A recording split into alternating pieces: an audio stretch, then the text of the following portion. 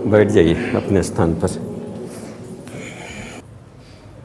पूरा urinogenital organs के मांसपेशियों को हम लोग सिकोड़ेंगे और सिकोड़ते समय भाव ये किया जाएगा कि जो वहाँ पर स्थित अपान और कूर्म, ये दो प्राण नीचे था, ठीक। तो जैसे चिमटे से सटाते हैं ऐसे जैसे ही आप आकुंचन करेंगे वहाँ, तो यही सोचा जाएगा कि अपान और कूर्म आपस में सट करके शक्ति केंद्रों को वहाँ जगा रहा है, स्पार्क करके वहाँ से तेज इल्यूमिनेशन बढ़ रही दोनों में और आसपास के नाड़ियों में जो प्राणों का बिखराव था वो इकट्ठा हो रहा है वहाँ, ताकि हमारा सेक्स एनर्जी हमारे लाइफ को ऊपर उठाने में लगे। हमारा जोश, हमारा जुनून, हमारा उमंग, हमारा उत्साह, इसको ही अध्यात्म में सेक्स कहते हैं। वह बल विद्या संस्कारों को बढ़ाने में लगे। तो ये क्रिया को एक बार भीतर कुंभक करके उसको खींचे रहेगा, जहाँ लगे कि अब लूज हो रहा है तो श्वास को आप छोड़ देंगे।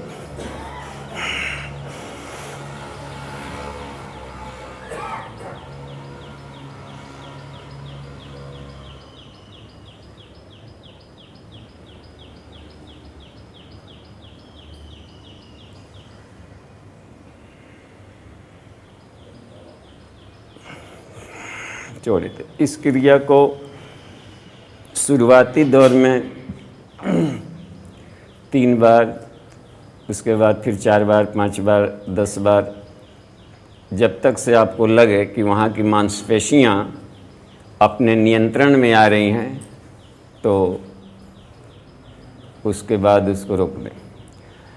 इसी से जुड़ा हुआ है अश्विनी मुद्रा। इसमें क्या करते हैं कि एक बार जब भीतर से हम लोग रहें अंतः कुंभक में, तो एक बार जिससे अंतः कुंभ है तो मूलबंध में था कि अस्थि रोके हुए थे। इसमें क्या करेंगे, एक्सरसाइज किया जाता है, खींचना, सिकोड़ना, छोड़ना, सिकोड़ना, छोड़ना, सिकोड़ना, छोड़ना। तो 10 राउंड किया जा सकता है एक बार के अंतः कुंभक में। करके देखिए तो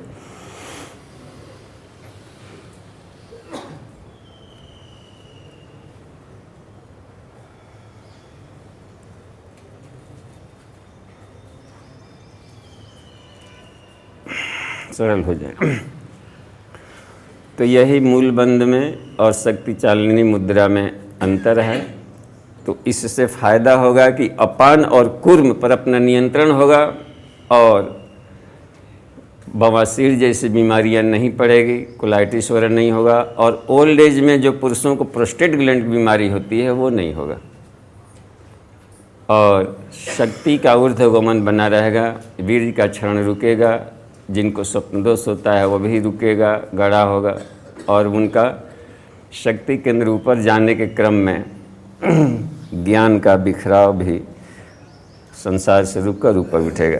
तो ये करते हैं। इसमें एक बजरोली मुद्रा है। बजरोली मुद्रा का तरीका है कि जो मूत्रेंद्रिय नाड़ी है सिर्फ उसको केवल खींचते हैं। तो इसके लिए क्या होगा, भीतर से अंतः कुंभक में हो जाएं, थोड़ा सा आगे की तरफ झुक जाए, नाम मात्रा। अब मूत्रेंद्रिय नाड़ियों को ऊपर की तरफ संकुचित करें, लूज करें, संकुचित करें, लूज करें। तो इस तरीके से ये 2-3 बार ही क्रिया करेंगे। लेकिन जब मूलबंध की क्रिया करते हैं तो सबको, इसको प्लस गुरुद्वार को, सारे मांसपेशियों को एक साथ मुट्ठी बांध दें। मूलबंध में दोनों शामिल हैं।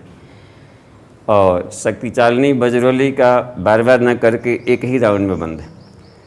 तो ये अपनी सुविधानुसार इसका लाभ लेते रहेंगे। सबका उद्देश्य यह है कि नाड़ियों से अनावश्यक क्षरण के प्राण को रोका जाए। बांध देना यानी उधर से बहाव बंद हो गया, और जब बंधाया साथ ही साथ में एक्साइटेड हुआ तो ऊर्जा निश्चित रूप से ऊपर जाएगी।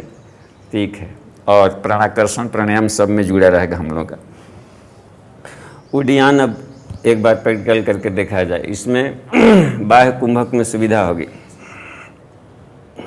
पेट को भीतर की तरफ ले जाए जहाँ तक जा सके। इससे सुषुम्ना का द्वार खुलता है, क्योंकि मूलाधार मेरुदंड से बाहर है और मेरुदंड के भीतर से सुषुम्ना का दौड़ लगाएंगे तो जैसी वो इंट्रेंस है तो स्वादिष्ठान के पास पड़ता है, तो स्वादिष्ठान चक्र भी जागृत होगा, सुषुम्ना का भी द्वार खुलेगा, साथ ही साथ में सोलर प्लेक्सस भी जगेगा और कभी एपेंडिसाइटिस वाली बीमारी नहीं होगी, साथ ही साथ में किडनी की बीमारियां नहीं होगी, लीवर की बीमारियां नहीं होंगी, स्प्लीन की बीमारियां नहीं होंगी, डायबिटीज़ नहीं होगा कभी होल लाइफ का, यानी पूरा का पूरा कमाल का है ये सिस्टम। ठीक है, जालंधर बंद का एक बार प्रयोग कर लें। सांस को भीतर खींच करके सीने में भर लिया जाए, तब ठुड्डी को सटाया जाए। 16 पॉइंट पर इसके बल्ब जल रहे हैं, ऐसा करने से वो भी ध्यान करते रहिए। उंगलियों पर, पैर की उंगलियों पर, एड़ी के पास, घुटनों पर, और वहाँ के रोग दुख को भी हटा रहा है, उदान वायु को मजबूत कर रहा है। जंघाओं के पास फिर जाकर के शिवन वाला, लिंग प्रदेश वाला, नाभि वाला, हृदय वाला, विशुद्धि एरिया, भोकल कॉर्ड वाला एरिया, लोलक वाला एरिया, नासिकाग्र वाला एरिया, आज्ञा चक्र वाला एरिया, भ्रूमध्य वाला एरिया और मूर्धनी तथा सहस्रार वाला एरिया, सब जगह इससे बल्ब जलता। ठीक है, इसलिए इसमें पैरासिम्पैथेटिक का कोई फंक्शन एक्स्ट्रा नहीं जोड़ा गया।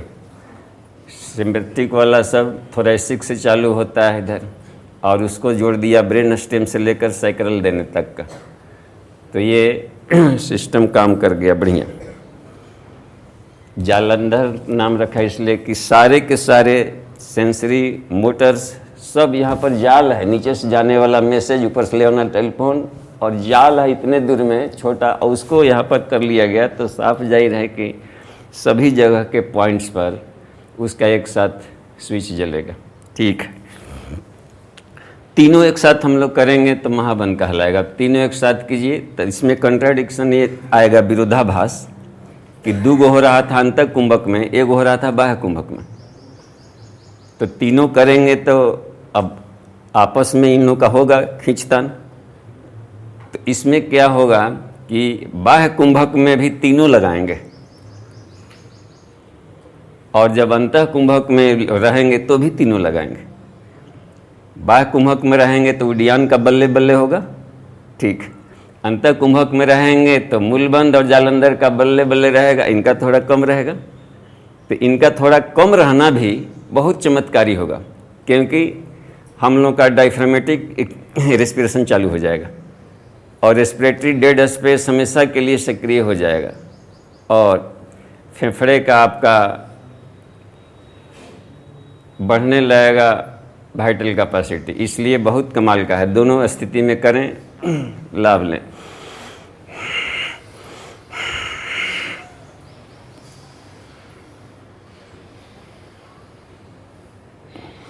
इसमें ध्यान रहेगा मूल बंद वाला एरिया, उड्डयन वाला रीजन और जालंधर वाला रीजन। जालंधर का मस्तिष्क के हर केंद्रों तक इसका पहुंच है और नीचे के सभी चक्रों तक पहुंच है।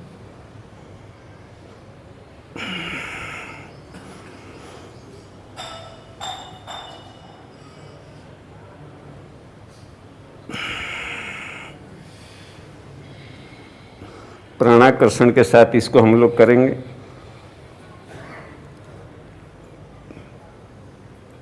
दो या 3 राउंड तक कीजिए, लेकिन आराम से करें। एक ही राउंड करें, लेकिन बहुत ही आश्वस्त होकर, बहुत ही ध्यानात्मक स्थिति में जाकर उसकी आध्यात्मिक शक्ति को जगावें। स्थूल शरीर को तो लाभ मिलना ही मिलना है, सूक्ष्म शरीर विचार प्रणाली को भी लाभ दे रहा है। कारण सत्ता आध्यात्मिक शक्तियों के विकास में चक्रों को प्रभावित कर रहा है। बाद में हम लोग इस पर चर्चा करेंगे कि कहाँ पर कौन सी आध्यात्मिक शक्ति दबी पड़ी। ठीक है।